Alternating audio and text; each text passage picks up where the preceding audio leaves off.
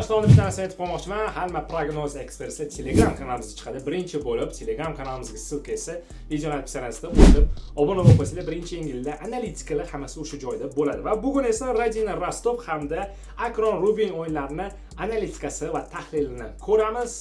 Maqsadimiz koeffitsient qo'yish emas, balki statistika jamoalar formasiga qarab ularni tahlil qilish va taxminiy prognozlarni amalga oshirish. Ya'ni shunday ishonchli ekspress yig'ilsa bo'ladi va hammasini hozir sizlar bilan ko'rib chiqamiz. Qani boshladik. Oldin birinchi uchrashuvni ko'ramiz. Rodina Rostov o'yini juda qiziq o'yin bo'ladi. Rostov Rossiyaning eng kuchli komandalardan biri, o'zidan kuchsizroq raqib bilan o'ynaydi va ko'pchilik bu o'yinda kutilmagan holatdan kutishi mumkin. Misol uchun aytaylik, Rostov asosan to'p nazoratini ushlab turgan holatda birinchi raqamli bo'lib bu o'yinda o'ynashi mumkin va komandaga bosim qilishga harakat qiladi. Bilasizlar, o'zi Rostov o'yinlari ancha yaxshi, to'pli komandalar bilan ham zo'r o'ynaydi, lekin Rodina ham yaxshi harakat qilishi mumkin deb o'ylayman. Futbolchilarning saviyasi, tajribasi nisbatan yaxshi-yu, lekin baribir Rostov ustunroq, dominantroq. Shu sababli bu o'yinda asosan Rostovni eng katta ustunligi bilan umumiy o'yin o'tishi mumkin. Himoyada yaxshi harakat qilishadi, ko'p imkoniyat bermaydi va shu bilan birga hujumda muntazam xavfli hujumlarni amalga oshirishadi. Chunki Rostovning markaziy yarim himoyachilari, yarim qanot himoyachilari ham va hujumchilar ancha kuchli pressing bilan ham o'ynab turishadi. Qarshi hujumlarda ham Rostov ancha xavfli.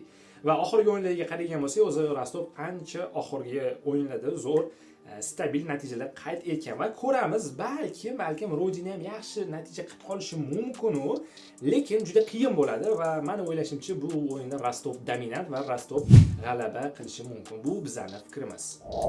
Akron Rubin o'yinini ko'ramiz. Endi Rossiya Premyer Ligasining eng qiziq o'yinlaridan biri. Ikkinchi uchrashuv bu yerda ikkita tartibli komanda maydonga tushishar ekan. Akronda ham yaxshi tarkib shakllangan, Rubinda ham yaxshi sostavligi bor, lekin Rubin oxirgi mavsumlardan biri bir xil o'yinlar o'ynab kelishyapti. Men ham orada ko'rib turaman Rubin o'yinlarini. Himoyasi yaxshi, stabil, hujumchilarda ham, himoyada ham orada qarshi hujumni qilib turishadi. Tartibli futbol xullas, xatolar juda kam.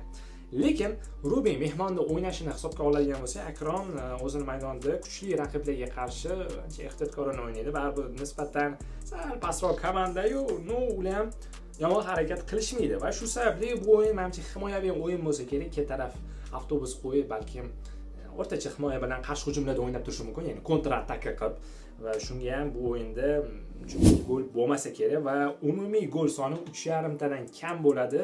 O'yindagi hisob 1-0, 1-1 yoki uzog'i maksimalni ancha 2-0 bo'lsa kerak. Shu sababli shu natija bizga to'liq mos keladi. Xullas, bugungi ekspertimiz shunaqa. Birinchi o'yinda Rostov g'alabasi kutilmoqda va ikkinchi o'yinda Akron Rubin o'yinida umumiy gol 3,5 tadan kam va albatta ikkala uchrashuv ham qiziq bo'ladi, lekin ehtiyotkorona o'ynasa kerak ikkala komanda va albatta 100% natija bo'lmasligi mumkin, lekin biz jamoalarning mana formalarini tahlil qildik, ularning statistikalari, o'yin usubiga qaragan bo'lsak, natijada bugun shunaqa bo'lishi mumkin. Agar shunaqa ekspress va prognoz analitikalardan birinchilardan bo'lib Telegram kanalimizda sizlar ko'rsanglar bo'ladi. Telegram kanalimizga ссылка video napishanasida joylashtirib o'tib obuna bo'lishingiz mumkin. Xullas, bugungi informatsiyalar, analitika shular, tahlillar shular. Hammasi yana Telegram kanalimizda bo'ladi. Keyingi videolarda ko'rishguncha videoga like bosishni va podpiska bosishni ham esdan chiqarmang.